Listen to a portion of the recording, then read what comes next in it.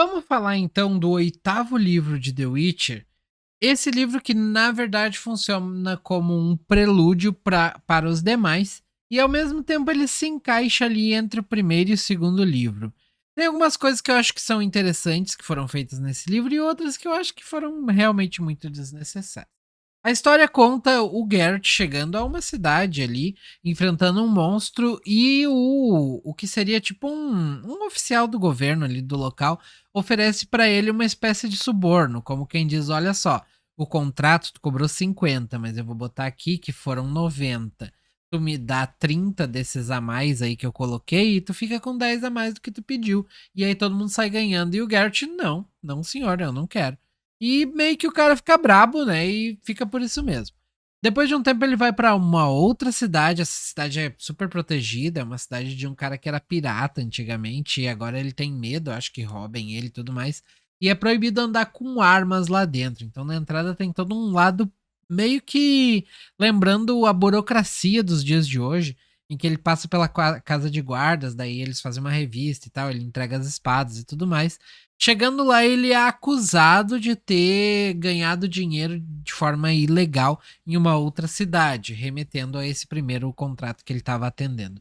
Acontece que ele não recebeu o dinheiro e ele foi acusado injustamente, e muito por conta disso ele acabou ficando preso, entre aspas, na cidade. Depois de um tempo, algumas coisas começaram a ser um pouco esclarecidas. Primeiro, ele foi preso e tal, foi a julgamento e tudo mais, lembrando muito os dias de hoje. Marquem isso na memória. Depois de um tempo, ele acabou podendo finalmente dar uma olhada nas espadas dele e ir embora da cidade. Quando ele chega lá, a surpresa dele é que as espadas não estão mais lá e alguém que se passou por ele acabou pegando as espadas, roubando dele. Ele continua nessa cidade tentando investigar, pede ajuda do governo, encontra o Jaskier e um primo do Jaskier que trabalha para o governo, e eles acabam fazendo toda uma investigação para tentar descobrir as espadas, onde estão as espadas. No meio disso, ele encontra a Coral, uma feiticeira que até o momento não tinha aparecido em nenhum dos outros livros e não voltou a aparecer, exceto nos momentos finais em que o Geralt e a Yennefer estavam se casando e disse que a Coral estava lá, ou seja, ela tá morta. Mas ela, já vou dar um spoiler pra vocês, assim como todos os vídeos aqui do canal são spoilers, ela não morre nesse livro aqui não, não sei como é que ela morre. E aí eu vi uma oportunidade perdida, porque poderiam ter feito todo um arco focado nela e dar um fim pra ela pra finalmente, né, ter um desfecho, ter uma coisa mais pesada. Porque até agora eu sinto que a maioria das mortes que acontecem em The Witcher não tem um peso muito importante. Eu não lembro de ninguém que morreu que foi assim, que horror. Porque até mesmo as mortes ali do grupo do Geralt, quando eles vão lá pra salvar a Yennefer e tal, elas são muito leves, muito medianas, porque todo mundo começa a morrer feito batata, assim, parece um saco de batata despejado, todo mundo morre um atrás do outro, e aí perde o sentido. Então, não tem mortes significantes. Nesse ponto, ele não se assemelha nem um pouco em Game of Thrones. Tá. Ele conhece a Coral, ele começa a ter um casinho com a Coral e descobre que quem acusou ele foi a Coral por intermédio do grupo de feiticeiros, né? Da Ordem dos Feiticeiros e tudo mais. Eles querem alguma coisa do Geralt, mas não fica bem claro num primeiro momento. Só fica claro que eles querem meio que manipular ele, querem tipo puxar a atenção dele, e para isso eles mandaram prender o Geralt. Não faz muito sentido. Depois de um tempo, o Geralt acaba primeiro tentando conseguir as espadas e ele não consegue, até que ele recorre aos magos e até mesmo a bem que um bandidão da área. Esse bandido fala que ele topa, que ele dá uma pista das espadas, mas em troca disso, o Geralt tinha que fazer uma coisa para ele. Então o Geralt vai até uma arena, um coliseu, muito aos moldes que aconteceu com a Ciri, enfrenta um monstro de mãos vazias, e desse monstro ele encontra uma placa. Essa placa, na verdade, é a segunda que ele encontra. A primeira não é descrita com muita precisão, mas ele encontrou no monstro lá do primeiro contrato que ele tinha. Marquem isso também. Ele derrota o monstro, pega a placa e depois se dirige até os magos. Com os magos, ele acaba descobrindo que existe uma espécie de contrato para caçar um demônio, uma coisa terrível, algo que o Geralt já havia lidado em outras vezes e que até o momento não tinha sido mencionado nenhuma vez aqui em toda a obra. O Geralt afronta também eles a respeito das tais placas, porque eram monstros com números de série, e eles deixam bem claro, porque realmente a gente cria monstros aqui e tudo mais, e a gente põe essas plaquinhas para identificar, alguns acabam fugindo, acontece, coisas, ossos do ofício. O Geralt fica bem brabo com isso, e segue o baile. Ele acaba trabalhando para os bruxos por um tempo, ele faz algumas rondas e tal para procurar o tal demônio, até que ele descobre que na verdade, tem spoiler, não esqueçam disso. Esse tal desse demônio é um outro mago, um mago que tá ali criando experimentos e testando os experimentos de formas hediondas. O Geralt acaba caindo numa armadilha, ele é levado até o cara envenena ele. Passa-se um tempo, ele consegue se soltar, foge e vai para outra cidade, porque ele descobriu lá com aquele primeiro cara que disse que ia dar umas informações, aquele bandidão, né? Ele descobriu que as espadas dele iriam a leilão logo logo em Novigrad. Ele não chega em Novigrad a tempo, tem uma longa aventura que vai de zero a lugar nenhum, até que ele volta para casa com um rabo no meio das pernas e as orelhas baixas e volta a falar com os magos. Ele descobre que, enquanto ele saiu, muitas coisas aconteceram. Afinal de contas, descobriram quem era de fato o vilão. E aí eles modificaram algumas coisas ali no esquema dos bruxos e tudo mais. Dos bruxos não, bruxos é feio de falar, dos feiticeiros. E que o Geralt agora não precisa mais fazer nada disso. Em meio a isso, ele ganha uma nova espada. E pronto, meio que se acabou a história, né? Ó, tu não vai achar mais tuas espadas, eras isso, tu toma aqui uma espada nova, tu tá limpo na justiça, tá tudo ok. Mas o Geralt não deixa barato. Então o Geralt vai atrás de um antigo amigo, um lobisomem que ele deixou de matar em dado momento e que no fim das contas ele acabou até mesmo ajudando.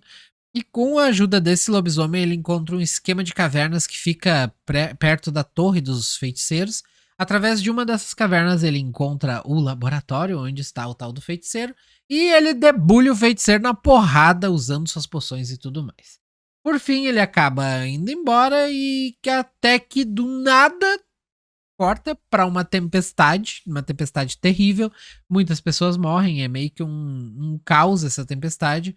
O Geralt acaba fugindo com a ajudante da feiticeira da Coral.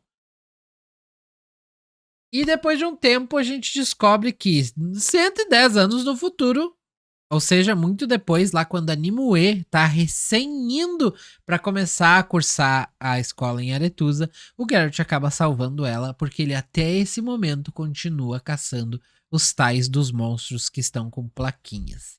O que aconteceu aqui, eu me pergunto. Pois é, então, lá no oitavo livro, mais ou menos no 7, se estruturou esse conceito de que a história que está sendo narrada, a história que nós leitores estávamos lendo, na verdade era uma história contada dentro do mundo de The Witcher. Era a forma com que as pessoas no futuro do passado de The Witcher conheciam os eventos e a lenda do bruxo, da Ciri e tudo mais. Fica bem claro que essa história tem alguns furos e que a Nimue e a amiga dela, a ajudante dela ali, estão tentando meio que preencher essas lacunas. Aparentemente, elas não têm a história toda e a gente lê alguns trechos, mas ao mesmo tempo dá a entender que a gente está lendo os trechos que elas não têm, mas fica um pouco confuso, não tem um esclarecimento muito prático sobre isso.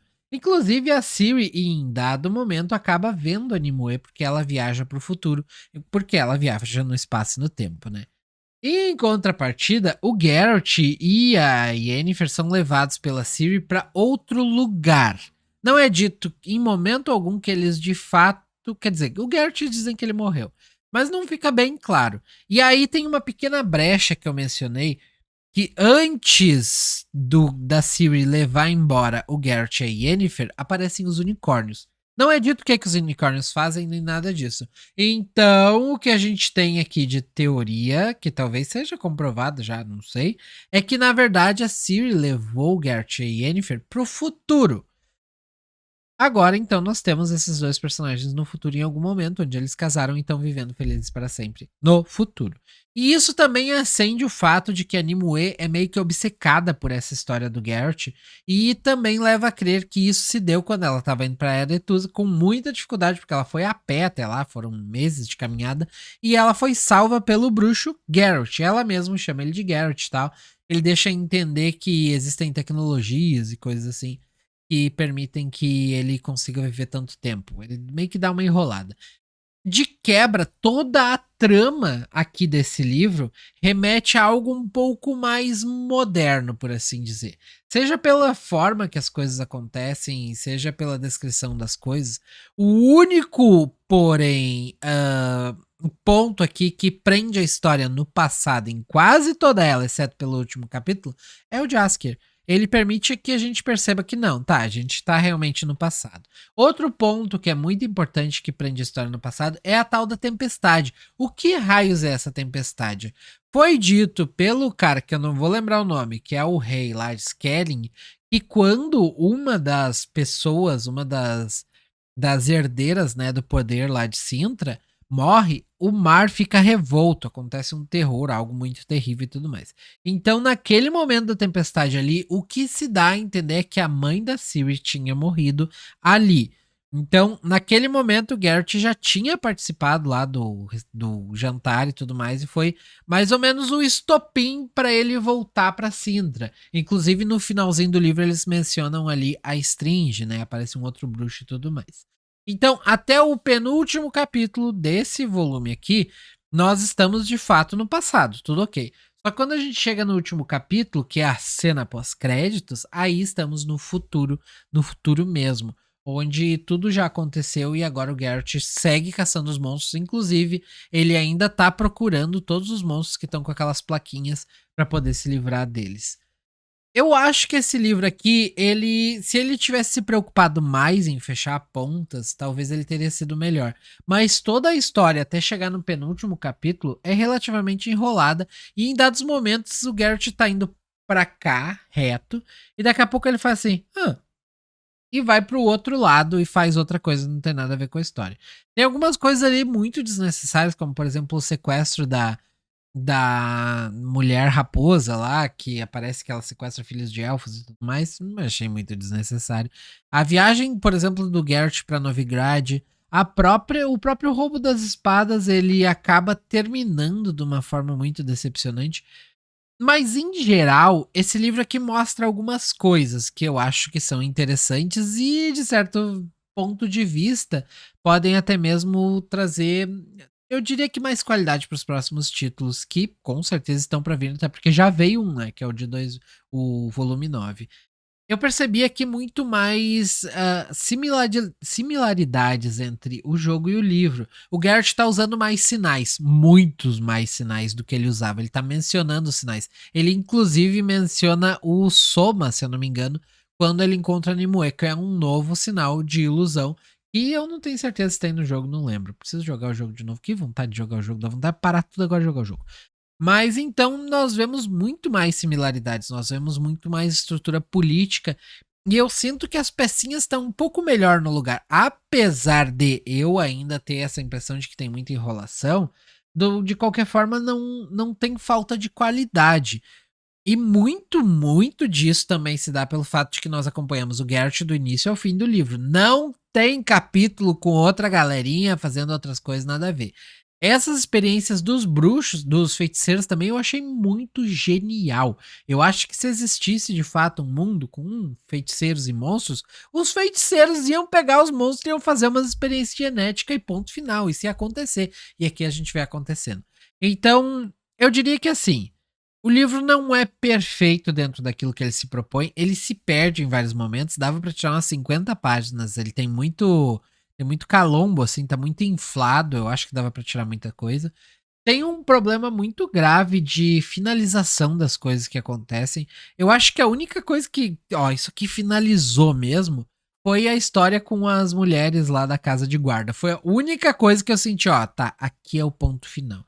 Em outras coisas ele deixou muito aberto e talvez isso seja para um próximo livro.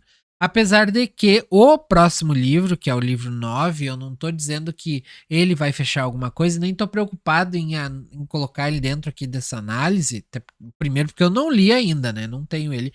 Preciso comprar, mas agora não vale a pena eu comprar. E ele trata, esse próximo livro, vai contar a história do Geralt nos primeiros anos como bruxo. Então não acredito que ele vai fechar as pontas. Mas eu sou a favor de ter uma continuação da história do Geralt com a Coral e uma continuação de fato, assim, da história geral, mostrando o que verdadeiramente aconteceu. Talvez, no meu ponto de vista, seria legal se ele lançasse a verdadeira lenda do bruxo. Algo assim. Um livro que mostrasse somente as coisas que foram mostradas anteriormente, que na verdade foi mentira. E aí ele criou dentro do próprio roteiro, dentro do cânone da história, uma permissão para fazer remasters do livro. O que eu acho que foi inteligente e permite a ele retratar novamente as mesmas histórias, mas olhando de um ponto de vista que talvez com uma visão um pouco mais ampla da coisa e que melhore tudo. No geral, livro muito bom. Eu acho que, apesar de eu ter dito pra vocês em dado momento que dava pra ler ele primeiro, eu ia perder, pelo menos esse último capítulo ia ficar meio confuso pra ti. Então, lê depois da série mesmo, da série toda. Mas se tu chegou até aqui no vídeo, provavelmente tu já leu, porque eu dei mais spoiler do que os comercial, as propagandas, os trailers de hoje em dia. Então tá, um forte abraço, nos vemos no próximo vídeo. Espero que vocês tenham gostado. Me diz aí, tu já leu o volume 8 de The Witcher? Tu tem esse box aqui? Agora eu vi que ele tá custando tipo R$ 500, uma fortuna. Eu paguei acho que 200 e é caro pra caramba, né? Forte abraço, nos vemos no próximo vídeo. Se inscreve aí, galera. A gente tá com quase 1000. Bora! E fui.